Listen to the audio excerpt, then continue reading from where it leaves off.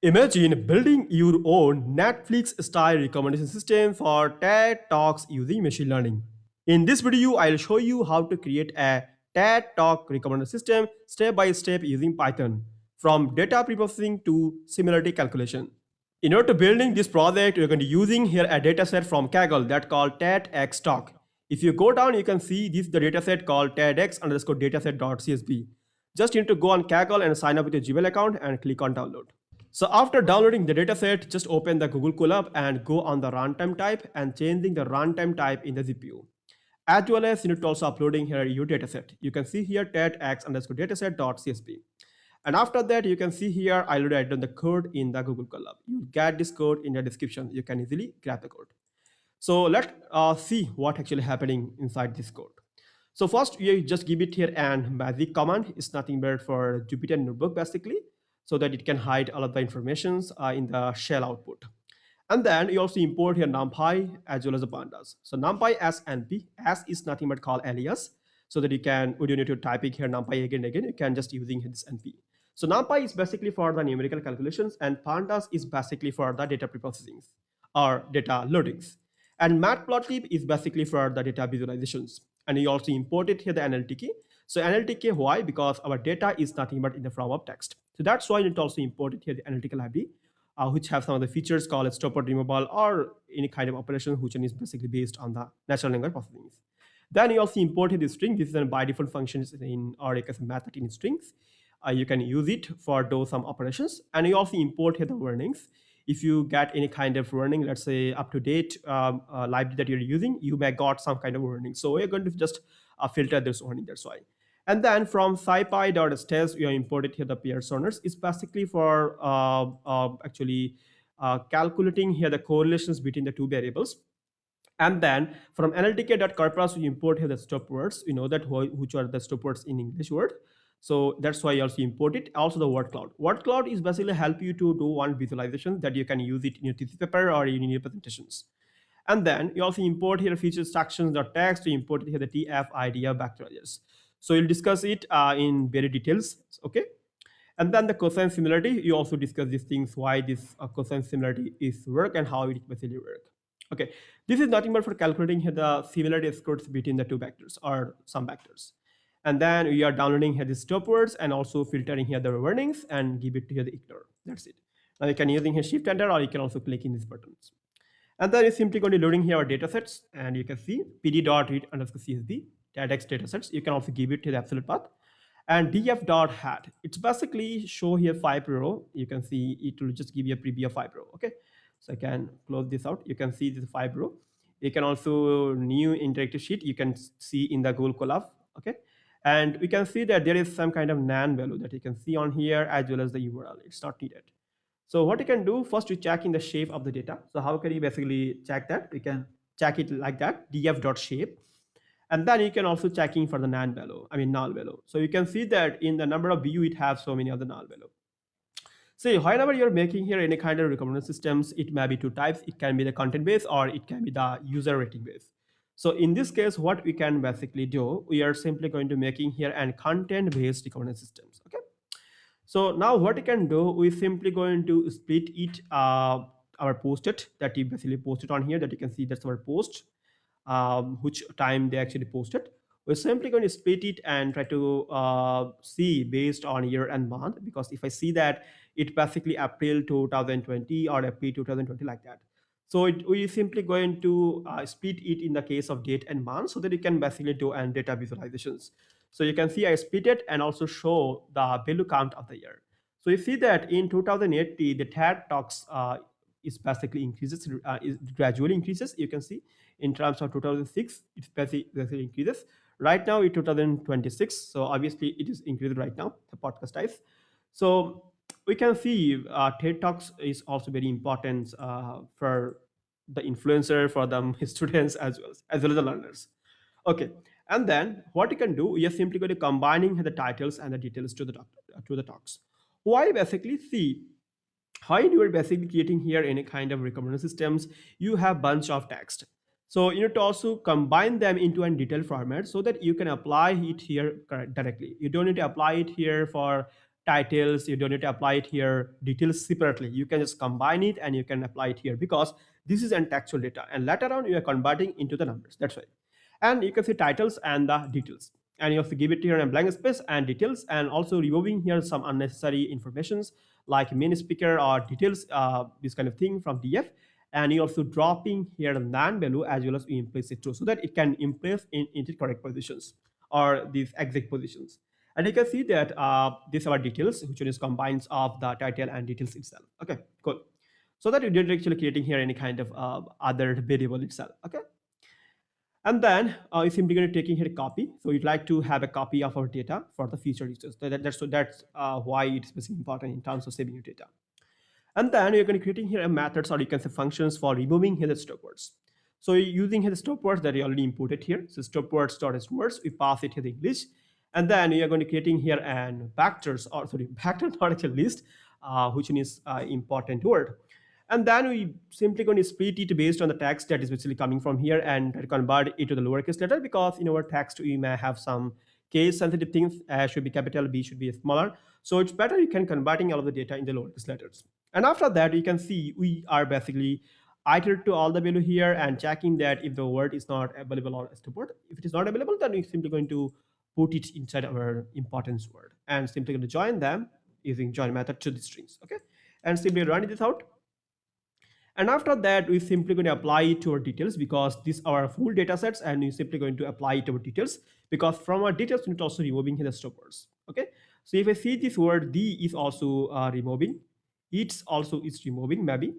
You can see it's also removing. So those are is nothing but the stop words. So we need to also removing these things. Okay. And after that, you need to creating here an punctuations, so that you can also removing here the punctuations from it. So you're going to creating here the string dot punctuation, because this is available inside the punctuation. You can just hover over here and you can see this is the punctuation. Okay, we are just going to removing here this kind of special characters. Okay, and we're simply going to checking this out and passing here this punctuation list and try to apply it to our textual data. And we're simply going to creating here lambda functions and iterate to all the value from here details and try to pass it inside the plain in punctuations. So removing here this kind of punctuation that you can see, it's okay like this way, this kind of punctuations. So it will removing this thing like this one, this one, this one. So if I'm going to running this out, then you can see it clearly. Okay, so you can see before, maybe you can see this kind of things it here, and it basically remove it in here. Okay. And after that, we can basically see one detail purpose is basically for the word cloud that you can use it, that which what is basically having the high frequency, or you can also use it in your thesis paper or any kind of presentation that you are actually working. Okay. And then after that, we are going to converting it into the TF-IDF vectorizers. Okay. Now the question is, what is basically the TF-IDF vectorizers and what is basically does? I mean, what it actually does. Okay. Let's see in details. So what is TF-IDF? TF-IDF stands for Tram Frequency Inverse Document Frequency. So it will help you to reduce here importance of common word like this or is, like this kind of common words that is basically used in your entire data sets. And also it gives the higher importance to meaningful words. See, meaningful word. So what it actually do, it will try to converting your text into one numerical matrix, as well as each row becomes a vectors and each column represent a word. It means that this is nothing but one kind of vectorizations. Okay. Okay, so we are basically creating here an instance of the TF-IDF vectorizers, and you're also passing here analyzer as a word, and also we are simply going to fit our whole data. I mean DF of details. And then we are basically creating here an similarities function, creating here and similarity functions. So what actually happening inside this similarity function? Let's go on the board again. So what is basically the cosine similarity, or you can say cosine similarity? Basically, this is used in these methods, I mean the functions. So it measures the angle between the two vectors. Let's say you have a vector like this way, like this way. So it will try to check this angle of these two vectors. Okay, angle of these two vectors. So value which one is close to 1 is basically very similar, and value is close to 0, it's not similar. Let's say we have two tat talks that we are basically compare, tat talk A and tat talk B. So if the similarity score is basically 0.89, it means that this is very similar. So we can suggest it. And TED Talk A versus TED Talk C, the similarity score is basically 0.12. So it means that it's not similar. The angle of this between is very high. Let's say GT is 0.12, and let's say this is the, or you can say this is basically the 0.89, like this, 0.89. So this is very similar rather than this one. This is how the cosine similarity is basically work, and this is use it inside this entire method, or you can say functions. So it's taking here a talk content, also the data, our DF, and then we are basically getting here a vector from the input talks. Okay, we're simply going to convert it to the vectorization format, and also creating here two things. One is a similarity, another one is a Pearson's. Okay, it's basically for calculating the distance for the two vectors. And then we simply going to using the iter rows and also calculate checking here the details, as well as we transform the data in the from a vectors, so data tools, and also the cosine similarity and the Pearson similarity that you can see. So using here this the cosine similarity, we passing here talk number 1 array and talk number 2 array. Okay, this is nothing but our things that you can see on here. And after that, we are simply going to calculating here the Pearson correlations of the two data. So it also sequence this. Sequence means it's basically transforming here your shape, and then we simply returning here the similarity score and the Pearson correlations.